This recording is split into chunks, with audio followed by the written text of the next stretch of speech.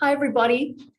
Thanks for joining us today. My name is Elise Edmonds, and I'm one of the curators here at the State Library.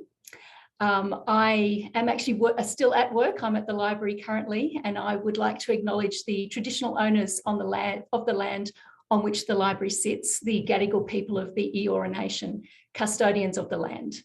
Sovereignty has never been ceded. It always was and always will be Aboriginal land. And I'd like to pay my respects to elders, both past and present. Well, thank you so much for joining us this afternoon. I'd like to welcome you all to this event to hear Suzie Lennox speak to us about Britain's lesser known resurrection men. We have certainly all learnt the benefits of Zoom over the past few years, and it is now relatively easy to be able to invite international speakers to present talks for us from the other side of the world. Suzie is coming to us from the UK today. Thankfully, she hasn't had to get up too early in the morning for us, but it's wonderful that she's agreed to talk with us about her book, which is called Bodysnatchers, Digging Up the Untold Story of Britain's Resurrection Men, which was published by Pen and Sword in 2016. And it is still available to be purchased via ebooks. Suzie studied history at Teesside University and completed her master's degree in archive administration in 2011 before leaving the heritage sector in 2015. She has been researching all aspects of body snatching for over 15 years after writing about the legal implications of the trade while at university. Suzie writes a successful website, which is mymacabreroadtrip.com, and regularly posts on her social media channels about all things body snatching and her love of the darker side of history.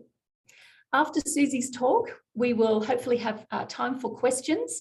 And of course, you can lodge your questions in the usual way via the chat question button at the bottom of your screen, and we will go through them then. But without any further ado, I'd like to invite Suzie to make an appearance. We would like to summon Suzie. She's going to make her appearance. Welcome, Suzie. That's so good. We have a good power of technology. Lovely. So I'm now going to mute myself and disappear, and I will hand it over to you. No worries. Thank you. I'll just put you down to the bottom of the screen so I can see what's happening on my screen. So hello and welcome everybody to the macabre history of body snatching, as Elise says. It's one of my most passionate subjects. Once I get started talking about it, I can never really stop. So let's dive straight in, as it were. Now, I like to start my talks off by addressing just a few myths about these two gentlemen, and I do use the term loosely here, and briefly mention a further three very famous body snatchers. Now, the two men that you're looking at here are, of course, Burke and Hare, Edinburgh's most famous serial killers. Now, they took their victims from the streets of Edinburgh, and they're thought to have killed up to 16 people until being caught in November 1828. Ever since the press got wind of their crimes, they've been referred to as body snatchers, when in fact they'd actually never taken a body from the grave in their life. Now, because they sold their victims to Dr. Robert Knox for anatomical subjects, and because the pair needed to make some excuse really as to where this sudden wealth was coming from, the idea that they were body snatchers had stuck. And it's a fact that Burke himself would deny all the way to the gallows, and an incorrect one that is still being told by tour guides today, some 200 years later. Now, maybe not as famous as Burke and Hare, but these three gentlemen, Bishop, Williams and May, are also known as the London Burkers or the Italian boy murderers. Now, they were copycat killers, famous for killing an Italian boy on the streets of London in 1831, who may or may not have been the 14-year-old Carlo Ferrari. And they are responsible in part for pushing through the Anatomy Act of 1832.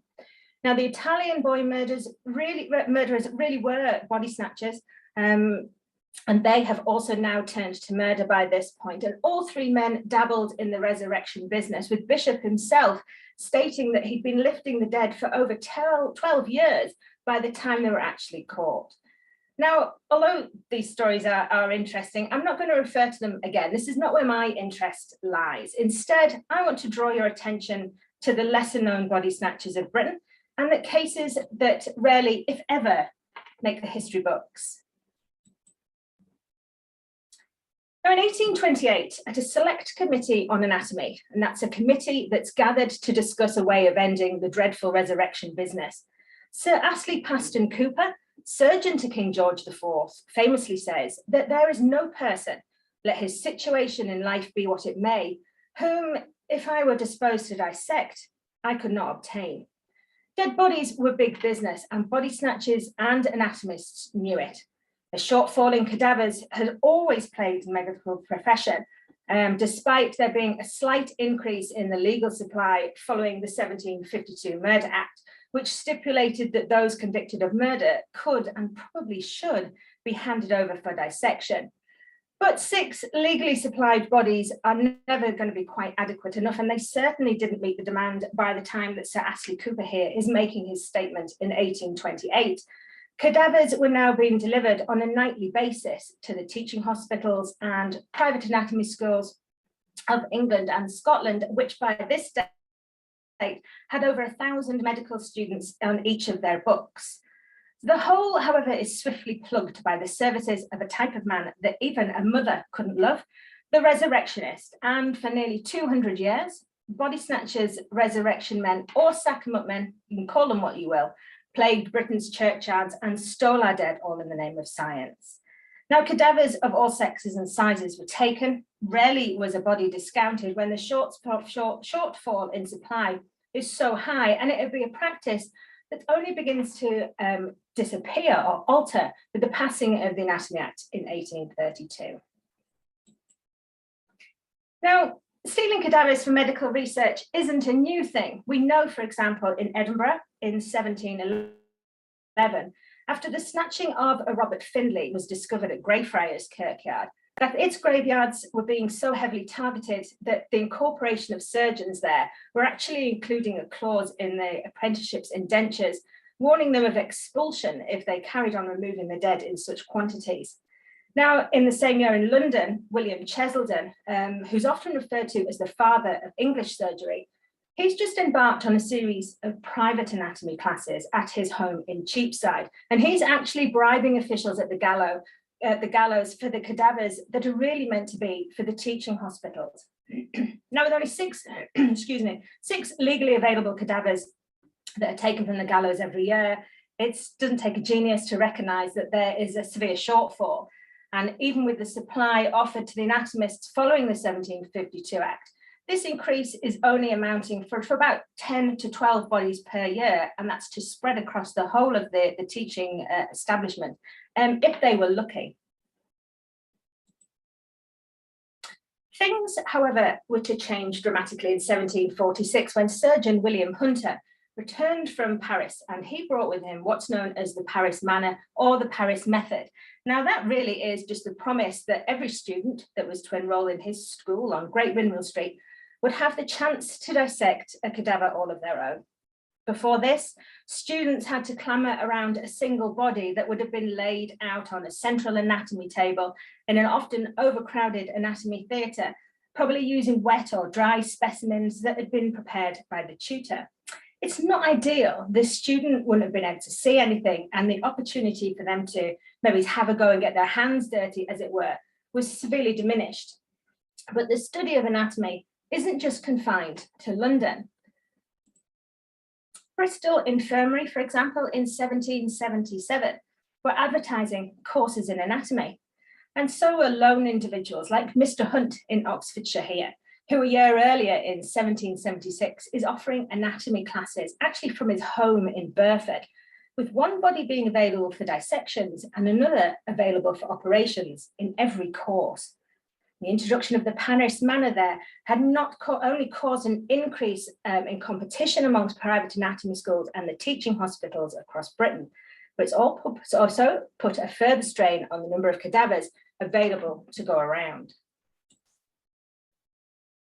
Now, certainly as early as 1720s, there were professional body snatchers roaming the streets of London, And by the 1750s, body snatching, as we would come to know it, was starting to take shape.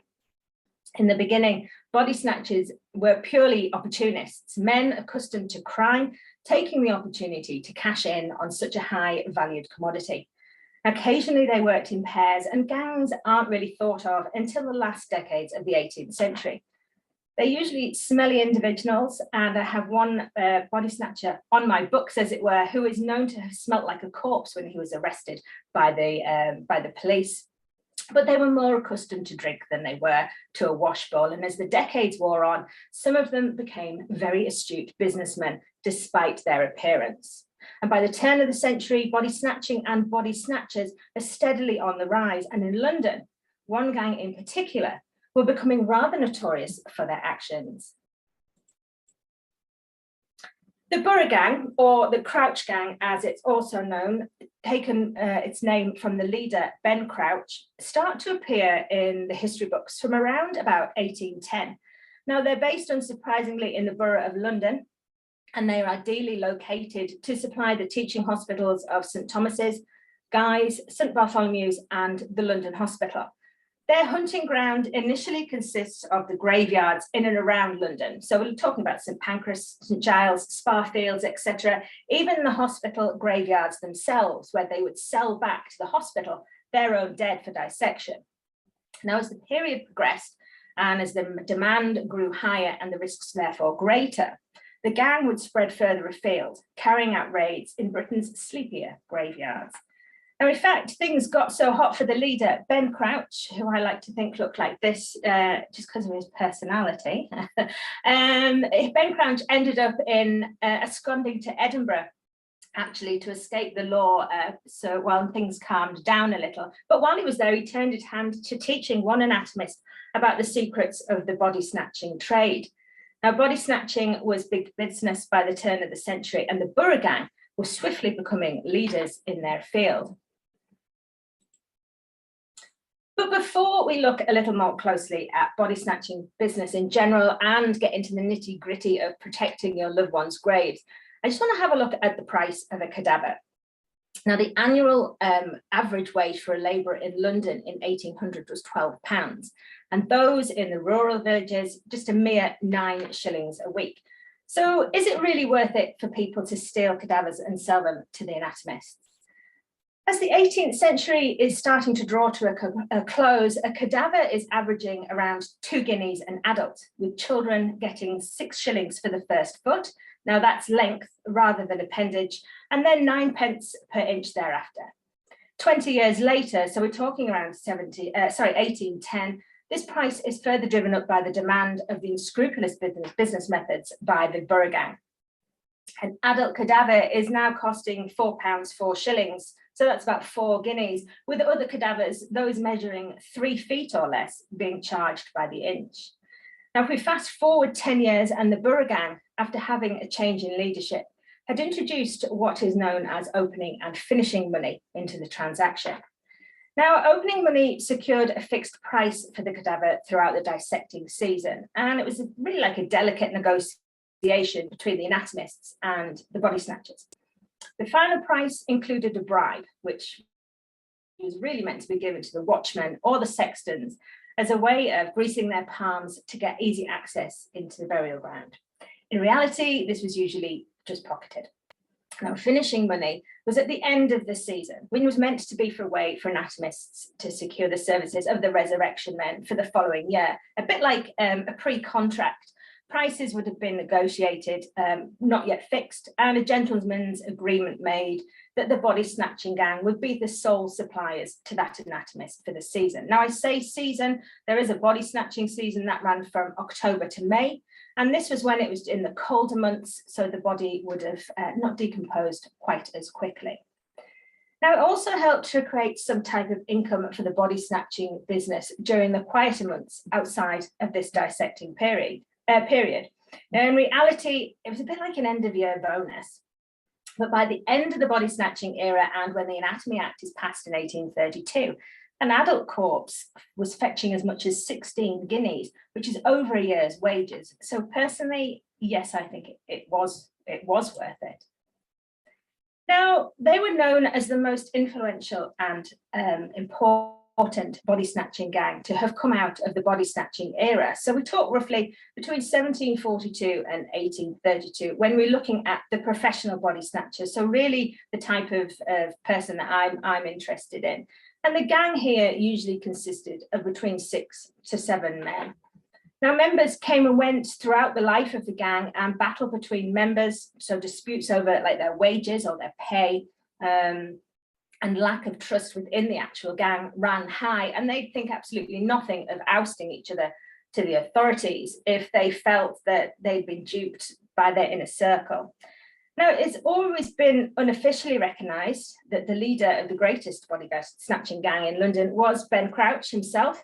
He's described as a foul individual who favoured gold rings and was in his element when he was duping money from either surgeons or even other gang members. But perhaps the most famous member of the gang is a gentleman called Joseph Naples, who was a gravedigger at St James's Church in Clerkenwell and a one-time member of the Navy. Now, he was well liked by the surgeons due to his civil manner. The other gang members could be quite uncouth. And his particular skill was removing individual limbs or heads and selling these to the anatomists for demonstration purposes. He was in and out of jail numerous times. On one occasion in 1802, he was serving a 2-year sentence in Cold Bath Fields for stealing cadavers from his own graveyard. Although his daughter, bless her, who was also involved in the process, Naples actually got her to hold the empty baskets for him while he was digging the grave, so he could put presumably either a full body or even just a limb in there. She was eventually acquitted, lucky girl. But it was Naples that we have to thank for our only artifact, really. He's known as the most famous member of the gang, probably because he kept what's known as the Resurrectionist's Diary. And that's a diary of the raids and transactions carried out by the gang itself. Now, all that survives of the diary is 16 pages, and they date from the 28th of November, 1811 to the 5th of December, 1812. But it is perhaps one of the most precious artifacts covering this phenomenon to have survived, because there is very little documentary evidence for this period, mainly due to the fact that nobody really wanted to be associated with such a dark and macabre activity, or the character of men, and so it's very rarely spoken about. But within the diary are the names of surgeons who were on the gang's books, so to speak, how many bodies per transaction they received, and how much cadavers were actually sold for. And inside the back cover, pasted onto the final page, is a chart that gives the dates and times of the full moon, because any body snatcher knows you do not go out body snatching in a full moon. The night the diary starts on the 28th of November, we see the gang lifting 3 bodies. Now, 2 of these went for sale to the anatomists, and 1 was actually kept in store as a reserve, just in case they were unable to lift any bodies the following night. They were actually out and active. For the next night, they stole a further 3 cadavers, and together with the body that they've got in storage from the previous evening, so that's 4 bodies in total, they sold all of these to St Bartholomew's Hospital. Now, in total, over a 6-day period, the gang actually lifted 25 cadavers. 16 of these they'd already sold for a price of £67 4 shillings, while the remaining 9 still had a monetary value of about £37 16 shillings for a further few more days at least, until they started to turn putrid and would no longer be fit for the dissecting table. But the graveyards of London alone could not supply this quantity of cadavers. Plus, parishioners are starting to get jumpy. They're becoming more aware that men are exhuming their dead at a faster rate than ever before. Graveyard watches were increasing, and security is being tightened around newly filled graves. Now, parishioners had been protecting their dead from appearing on the anatomist's table well before the Crouch gang had come on the scene. The watch house here is at Bethnal Green, and this was built in 1754, and it sits on the corner of St Matthew's Row and Wood Close, and it hugs the grounds, or the burial grounds, of St Matthew's Church, and it really hasn't changed much in its 267 years. Now, the watch house failed to provide adequate protection, however, and so later a watch box, which sounds to be an extremely rudimentary affair, is added in 1792. And the watch here were appointed and actually given a wage of 10 shillings and sixpence. Now, as an added incentive, and perhaps in the vain hope that the watch may not become corrupted by the temptations on offer from the body snatchers, a 2-guinea reward is handed over on their apprehension of any grave robber. But as time went on, there's little improvement here, for body snatching is still rife in the area, and the parish thinks it's necessary to increase protection further. So in 1804, a patrol is set up, acting much the same way as a security guard would do today, wandering around the perimeter of the site, keeping notes of any usual activity, scaring people off, etc. Now, this is all very well and good, but the temptation to collude with the body snatchers is still too great for some men. And in 1821, and again 5 years later in 1826, we see that the grave digger, among other people, were involved in body snatching cases. Now, we also have the watch house at Lambeth, which incidentally, before all that was left of the place is this plaque here on the wall, it's the parish who infamously, unwittingly hired 2 body snatchers as extra watchmen in 1817. Now, they were plagued with visits from the resurrection men, and St Mary's were at their wits' end after advertising for extra watchmen at the start of the dissecting season. So we're talking about October, and they're probably thrilled when their call for help is answered in the form of 2 strapping men, Thomas Duffin and William Marshall. Now, it was suspected that they were body snatching, and the pair were eventually caught during a stakeout one evening when at 1 o'clock in the morning on the 1st of December, the sexton, John Seagards, together with his son and a friend, heard the man traps and cemetery guns being dismantled. And after springing from their hiding place from a nearby grave, Duffin and Marshall, after a hefty confrontation, which were eventually apprehended, but not before Duffin had administered a few blows of the shovel to the poor sexton. Now, this tightening up of security did little to abate body snatching, and just merely pushed the activity to the surrounding countryside, really, where parishioners naively thought that they were immune due to the large distances between them and the dissecting rooms of London and Edinburgh. But how wrong they were. We know from the Resurrectionist's diary that cadavers from London's graveyards were being shipped by a coach to Edinburgh, where supplies are equally low. But by the time a body arrived in Scotland, it could be days old, and there's no guarantee that it wouldn't be intercepted and perhaps recognised along the way. The famous Royal Turf Hotel in Newcastle now is long gone, pulled down many years ago. The discovery of boxed cadavers was almost a weekly occurrence. It was a major transport hub, and the Turf Hotel was an almost continuous bustle of people who, if they caught a whiff of a rotting corpse on the wind, wouldn't think twice about raising the authorities. Now, when liquid was seen oozing out of the corners of a box in the corner of the coach office in 1825, it wasn't long before it started to attract attention. The parcel was all set to be delivered to a James Syme of 4th Street in Edinburgh, but had been placed in the wrong office, and so was starting to cause a scene. Now, inside lay the naked body of a 19-year-old woman, her fair complexion and her yellow hair doing little to identify her on this occasion. But she would later be buried unidentified in Ballast Hills Cemetery in Newcastle, along with countless others before and after her.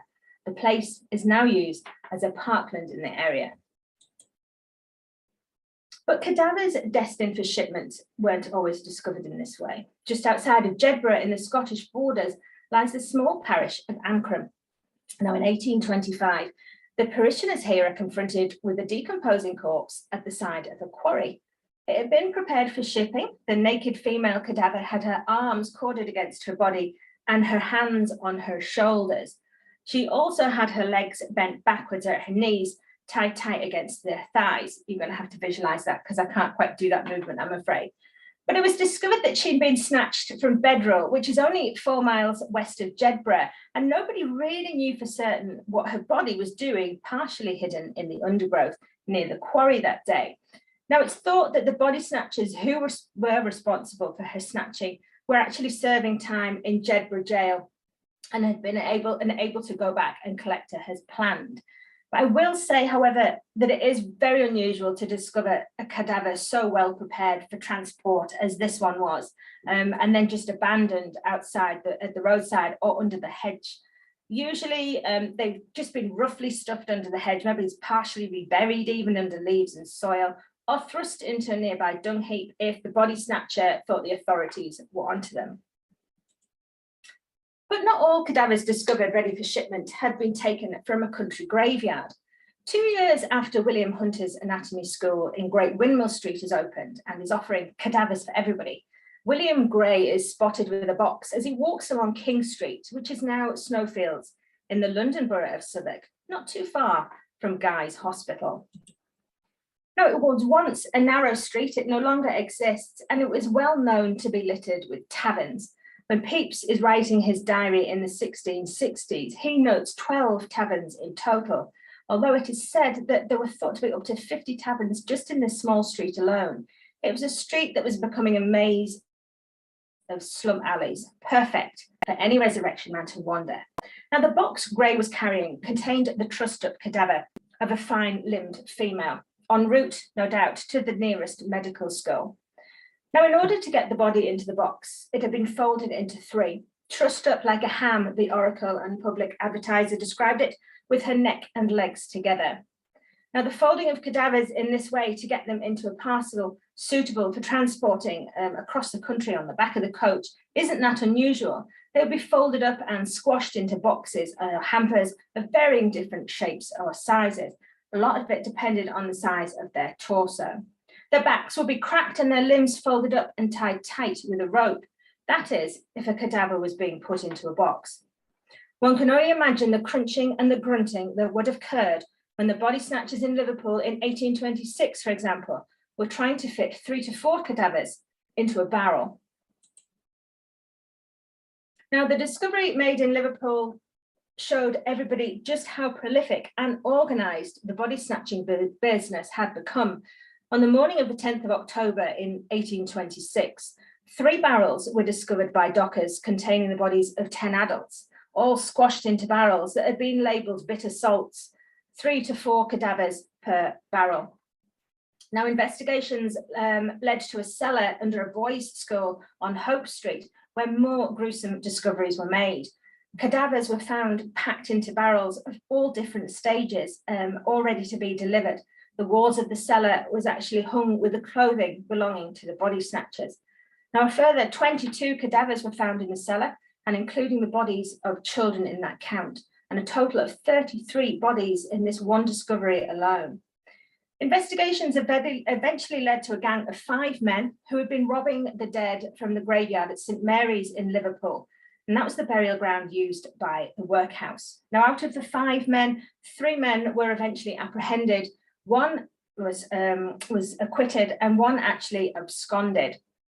Now, after a month after the discoveries were made, the church at St Mary's were ordered to raise the height of the walls and install railings, a very primitive form of body snatching prevention, around their churchyard or graveyard.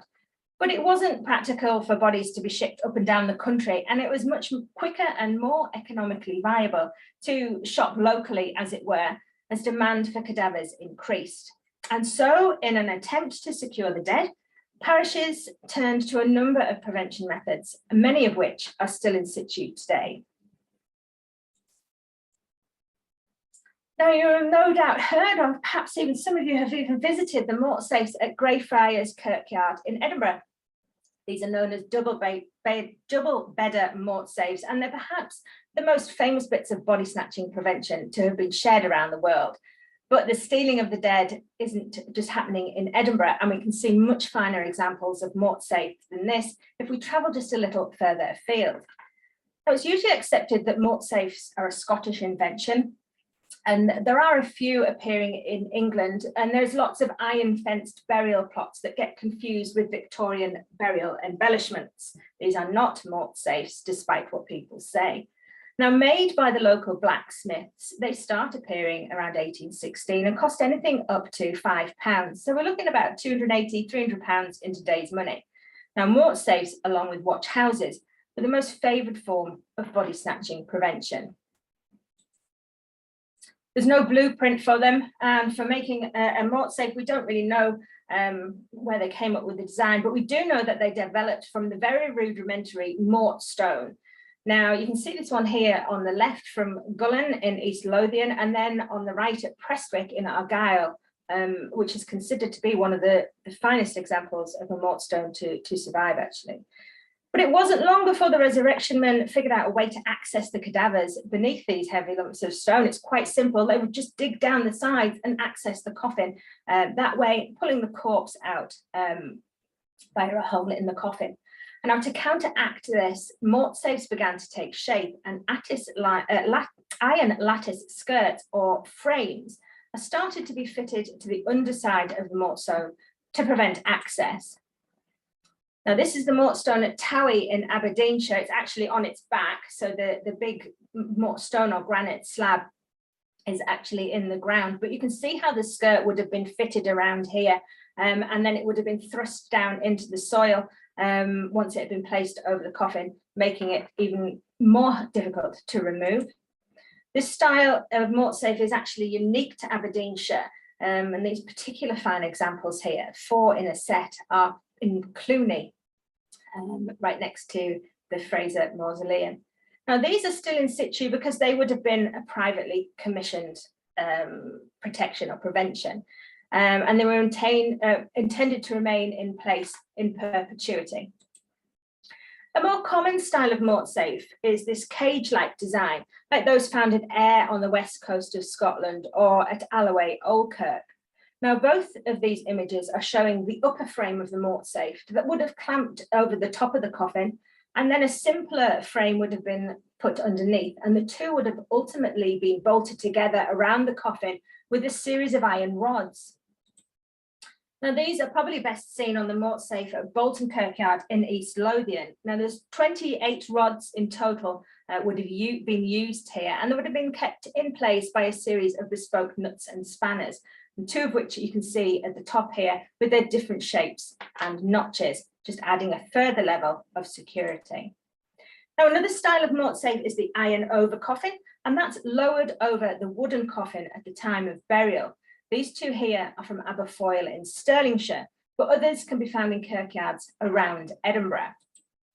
This example is from Collington, and it's just at the entrance as you walk into the graveyard there.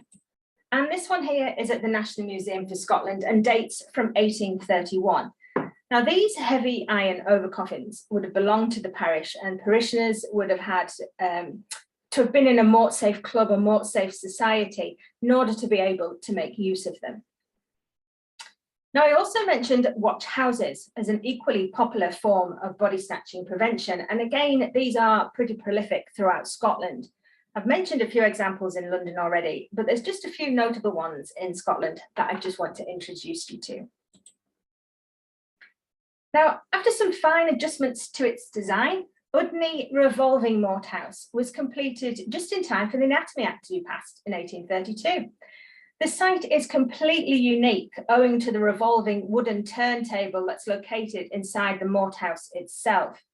Now, the idea was for the coffins to be placed on the turntable, as and when available, obviously, and that by the time the coffin was back in its original position, it would be of no longer of interest to the surgeons. It was an excellent idea, but one which certainly kept the parishioners of Udny on their toes in regards to subscription rates and fees. There was a 10-shilling entrance fee to be able to use the thing in the first place, plus 1 shilling every time a coffin was deposited. Now, many of those in the parish were late in paying and subsequently fined. The mort house, however, failed to be a success as the Anatomy Act had already come into force before it was completed.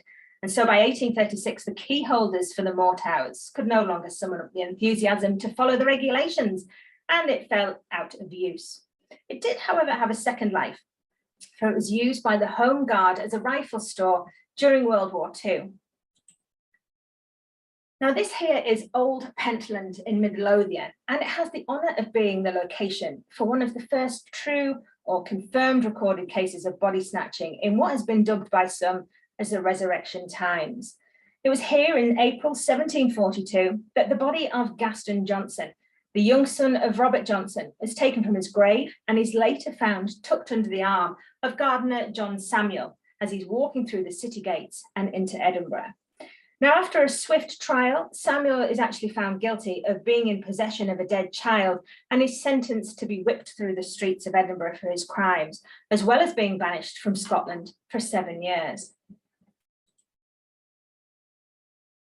But perhaps one of the most unfortunate discoveries of a cadaver, and there were many, trust me when I say that, is the story that's linked to St Fittick's Church, which lies not too far from Aberdeen. Now here, as you can see, the watch house and the old kirk are both in an absolute state of disrepair, but the site has a story to tell nonetheless. Now the old parish church lies in Nig Bay, and in 1808, on the night of the 22nd of December, the body of 90-year-old Janet Spark was snatched. The 3 medical students involved in the snatching were novices, to say the least, for they left the graveyard in complete disarray. Wood from the coffin lid was strewn across the grass, and Janet's burial shroud had been discarded alongside her grave. The rough handling of her body had even left bloodstains on the grass. Now, all this was to be discovered on Christmas Day by the minister when he arrived to conduct a service. But search as they might, the body of Janet Spark could not be found, and the discovery was duly recorded in the parish register. It said on December the 25th, 1808, the minister informed the session that on the night between Thursday the 22nd and Friday the 23rd last, the corpse of Janet Young, Mrs. Spark, an aged woman from Aberdeen, who had been buried on the 22nd, was taken up and carried away. Now, the students had certainly been a jittery bunch that night and had nearly been disturbed during their work. And perhaps this is why things are left in such disarray. Whatever the reason, they decide that it's perhaps best not to take Mrs. Spark back to Aberdeen with them. And so they decide to rebury her in the sandy banks on the north side of the Bay of Nig. Now, just remember that this is Scotland and it is in the winter, and the students were hampered in their rescue mission, not only by the search party that kept looking around the site, but also by a storm, which meant that they couldn't return as planned. Now, what happened next, however, I don't think anybody could have envisaged. The storm washed away the sand from around Janet's body, setting her free and casting her adrift into the bay. She eventually came to rest on the opposite side of the bay, where thankfully she was found and later reinterred. But the students hadn't quite got away with things as they had planned. In their haste to leave, they inadvertently left behind a spade, which had, unfortunately, engraved on the handle the name Ray, R-A-E. Now, this was traced to one of the students' fathers, and although none of the students involved in the snatching were actually ever apprehended, rumour says that this student Ray left the country until things calmed down, but not before paying compensation to Mrs. Spark's family.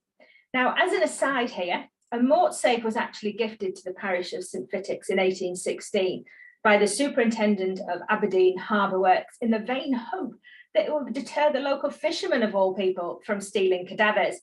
Now, it was to be taken directly from the Perry landing stage to the graveyard and had strict instructions for it to be laid above the coffin of every newly buried person. Now, as with all things in life, there's a version for the rich and not so rich, and it is no different when it comes to body snatching prevention. The caged lair, favoured by Scotland's elites, can be found predominantly in Edinburgh and in Glasgow, and it still casts a formidable sight some 200 years down the line. From East Prestwick Street here on the left and Old Carlton Burial Ground in Edinburgh that you can see in the slides here, it's perhaps where Steven Spielberg gets his inspiration for the birdcage in Jurassic Park. We take a journey to Glasgow and to one of our final tales of this evening, to Ramshawn Kirkyard and to the story of Mrs. Janet McAllister. Now, it's from this site that Glasgow's most notorious body snatching case originates, and it involves the snatching of Mrs. Janet McAllister, the wife of a well-known wool merchant in the city, who was taken from her grave on the night of the 13th of December, 1813. Now, when the theft was discovered the next morning, a mob quickly formed, and it was through sheer bad luck of miscommunication that they descended on the anatomy rooms of Dr. Granville Sharp Patterson in College Street.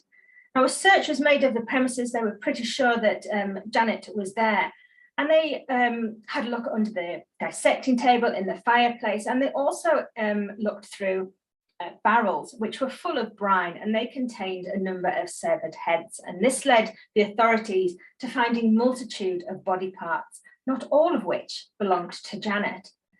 It was her dentist, however, who provided a positive identification, claiming that the teeth that were found on the premises, they were actually found still attached to Janet's jawbone, and they were stuffed into a pocket of one of the students on the site. But he said that these were some of the teeth that he'd actually fitted himself. Now, at the trial in 1814, doubts were raised over the identification of the cadaver found in the dissecting rooms. Certain aspects just weren't really adding up. One being that Mrs. McAllister was a mother of 8, and the reassembled body was that had just been buried was actually that of a virgin. Now, 2 bodies had also been stolen from Glasgow Cathedral on the same night that Mrs. McAllister had been snatched, and this cast further doubt as to the authenticity of the body that had actually been found in College Street. Now, this doubt was to be the saving grace for the lecturers and the students involved, and when sentencing was passed, the Lord Justice acquitted all parties. Instead, he issued a very stern warning and advice on conducting themselves better in the future. Now, I want to finish this evening with a very short body snatching tale, which always brings a smile to my face, and one which involves a rather unusual piece of body snatching prevention, and that's a version of the cemetery gun. Now, in 1817, just as the year is coming to an end, a grave was being dug in the churchyard of St Martin's in the Field in London, ready to take the corpse of a 7-foot-tall grenadier who had recently passed away. Now, as with other giants before him, it was well known that the resurrection men would be after his body, for the anatomists certainly would have paid handsomely for such a specimen. But being particularly passionate about the inhabitants of his graveyard, the sexton of St Martin's wanted to make sure that the grenadier was going to be particularly safe, and so he installed a handmade device over the grave. Now, the contraption was based on the already successful cemetery gun that you see in the picture here, a rather unusual choice when it comes to body snatching prevention. Now, this in turn has been adapted from a poacher's gun and was subsequently mounted on the soil with a series of trip wires radiating out from the trigger, and would have been arranged over the grave. Now, the idea behind a cemetery gun was that when the unsuspecting body snatcher came along, he'd snag one of the trip wires with his foot, which in turn would pull the trigger. But the reality was that many cemetery guns were just dismantled before the body snatchers started digging, and simply reset before they left the graveyard. But such was the fear that the grenadier's body was to be taken that the sexton at St Martin's decided to take things one step further. Or maybe that should be a few steps further, for he decided to tie a number of gun barrels together in the form of a magazine. Now, the contraption was duly installed over the grave, the mouth of the guns pointing directly over the head end of the coffin, the end that the body snatchers dug down for. The trip wires are all rigged up over the grave, and all that was needed now was to wait. In the early hours of the 30th of December, a tremendous roar was heard coming from the graveyard, and as fast as he could, the sexton made his way to the scene, and when he got there, he was confronted by a whole host of body snatching equipment, sacks, shovels, picks, etc. But lying on the grass, however, was a hat with a single bullet hole in the side, showing that the sexton, that indeed his homemade contraption had indeed worked. Now, the lifeless body of the body snatcher was never found, and it was thought to have been taken away by his friends that night. Whether he turned up on the dissecting table is a mystery, and one that perhaps will never be solved. Now, I've by no means covered everything about body snatching here this evening, nor have I expanded on the many stories that I've gathered over the years, but I hope that it's piqued your interest in this often untalked about period of medical history. And if you have any questions, or even if you've got your own body snatching stories to tell, which I would absolutely love about, then I'm sure Elise is happy to open things up for questions. Thank you. Thank you so much, Suzie. That was fascinating and macabre and just amazing. That's so good. I've written down a few lines that I just was amazed at. So the body snatching season, don't do it on a full moon. Yeah. End of year bonus and shop locally. So that's all fantastic. And the Resurrectionist Diary, I mean, that must have been very exciting to find. Yes, it's completely unique. There certainly isn't another one, but the information in there has led us to see how the transactions were made, just the quantities of bodies that were being taken in a night and then being stored, for crying out loud. I mean, I can't quite get my head around that. To me, I would have thought, well, I do know why, you would have, if someone says I want 3 bodies, you would go out and steal 3 bodies. But what happens if you couldn't get out the next night? What happens if it was raining? What happens if there was a full moon, which would have cast light onto the graveyard and everybody would have been able to see what you were doing? So they had a little bit in reserve, but I do, yeah, fabulous resource. Now, we do have a couple of questions, which is great. And I'll just encourage anyone else who has some questions to add them to the chat down the bottom in the Q&A little button. One of the questions is engrossing talk, wondering where the prices of cadavers were recorded. Mainly, it's, gosh, you've got me on there. We take our prices a lot from the diary. Also, Sir Astley Cooper that you saw right at the beginning, we have some of his accounts, so we're able to figure it out. There's also what's called a select committee on anatomy, where Sir Astley Cooper was talking. Now that is available free online. You can just Google it and have a look at it and read it yourself. And there's prices in there as well. Excellent. So it's piecing together lots of little bits of information, really. A question about the mort safes. They seem to exist in greater quantities in Scotland rather than England and Wales. And do you know why that was the case? Just a Scottish invention, as we said, and they never really took off in England. That's not to say that you don't get them. You do get some. There's a lot of confusion over just the iron railings that go around a graveyard in England. A lot of people think that that's a mort safe, and it's not at all. Periods just don't add up, and that's just usually Victorian, accessories, as it were. But Scotland, their preferred method was a mort safe, very unique to them. We saw, I think it was 3 examples that I gave there. There's also ones like a logie rate, which is more like an actual cage that you can see, and there's 3 of those set together. But they just never took off in England. I'm not sure why.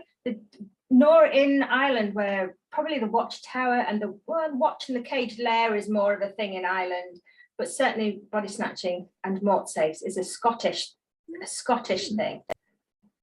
And what were the penalties for body snatching if these men were caught? And did it change over time? And was there a difference between regions as to what the punishment would have been? Okay, so no difference between regions. The only difference that you would really get is and this is towards the end of the period. So you're looking around 1828 when ideas are starting to change that, look, hey, hang on, we really do need to start looking at the inside of a working body, and this is the only way really to get it. Judges that were passing the sentence started to change their attitude a bit more. They started to understand where the medical men and the body snatchers were coming from, but take it right back to the beginning. So even at the time of the Crouch Gang, so you're looking around 1810, and the majority of the time is a short prison sentence. I found nothing above 2 years, apart from transportation. So there are about, I want to say 4, 5 tops that I found that were transported. And I was going to say, presumably, perhaps to an Australian colony. Yes, absolutely, to the Australian colony. It's a visit, I tell you. But they were really, it ranges from 6 weeks imprisonment, 6 weeks imprisonment to hard labour, a couple of years, or transportation. That was an extreme. Now, the ones that were transported, he was a member of the Couch Gang, actually, Thomas Vaughan. He was caught later in Portsmouth. And he started to get a bit cocky as to about what he was doing. So he was stealing bodies quite okay. That wasn't the issue. The issue with him was that he started to keep the burial shroud that they had been buried in. In fact, when he was caught, I think there was burial stockings hanging over the chair in the dining room. And I think there is somewhere in the account where his wife had actually tried on the burial shroud. And he was transported for that, because body snatching wasn't a felony. It was classed as a misdemeanor because the body didn't belong to anybody. It was no property. So it's more of the act of stealing it, of violating the grave, that's what they're being punished for. Now, when a doctor or a student was caught, completely different situation. They had their future career to think about, and if they had a prison sentence, well, that's it really. No, rich members of society are going to come into their surgery or doctor's surgery and want to be treated by them. So they usually just got a fine, quite hefty, sometimes between £5 and £10. It does fluctuate throughout the period, or just a rap on the knuckles, as we saw with Granville Sharp Patterson there. So a lot of it depended on your status, the period, and if you're the judge that was sentencing was understanding and knew where, quite forward thinking, knew where things were coming from. But yes, but I do need to visit Tasmania and have a bit of research. Definitely. Oh, so you think it was Tasmania that they were? It was. They went out. Two of them. They went out with their. Went out. It was not a kind of a holiday. They did. They were all transported with their wives, and so there's quite a lot. There's quite a lot to expand on that. Some research has been done, but I think there's a lot. Well, I think there's definitely a road trip in that. Absolutely. We're coming up to our time, but we have one final question. Do we have a sense of whether fears about cholera in the early 1830s limited attempts at body snatching? There is something around it. So I'm quite bad, really. I literally stopped my research quite strictly at 1832 when the Anatomy Act was passed. And so I'm aware of it. It is a new area for me. I don't really take my research into that area, but as far as I know, they did think that cholera had something to do with the medical fraternity wanting to get access to more cadavers, but I can't expand on that because it's really not my area, so I would just be fluffing, so there's absolutely no point. But there are things online that you can read up on, some quite good papers that have said about it. Yeah. And so when the Anatomy Act comes in 1832, did that bring an end to that completely? Did anatomists then have enough cadavers for students, or was there a very slow, change? So you still get the odd body snatcher being arrested after the Anatomy Act has passed. So it passes on the 1st of August 1832. So it's mid-season, as it were, but there are a couple of body snatchers, some well-known body snatchers that are out and about working, and it kind of goes undercover. There's a fantastic book which is on the bookshelves by Elizabeth Hurren, I think it is, that looks at what happened after the Anatomy Act, really, and it's basically the body snatchers become legitimate body suppliers, but it's still all very much underneath. The rise didn't after 1832. Even in my book, there's a local letter to me just in Yorkshire from an anatomy school who is asking the local workhouse and saying, look, even from the latest legislation, you're supposed to give us your dead, and we're still low on numbers. So it did take time to filter through, and did it solve the problem? No, I think it just pushed it underground, really. There you go. Well, it's been absolutely fascinating, Suzie. Thank you so much for joining us. No, thank you. Thank you to Dr. Rachel Franks for talent spotting, Suzie. So that's been wonderful. Thank you, Rachel. And this has been one part of the program for our Kill or Cure, a Taste of Medicine exhibition, which is on at the State Library at the moment. It's a free exhibition and it's on until January 22nd. So I encourage people to come and have a look at that exhibition as well. So thank you so much for joining us again, Suzie. It's been really wonderful and fascinating. Thank you very much. Thank you.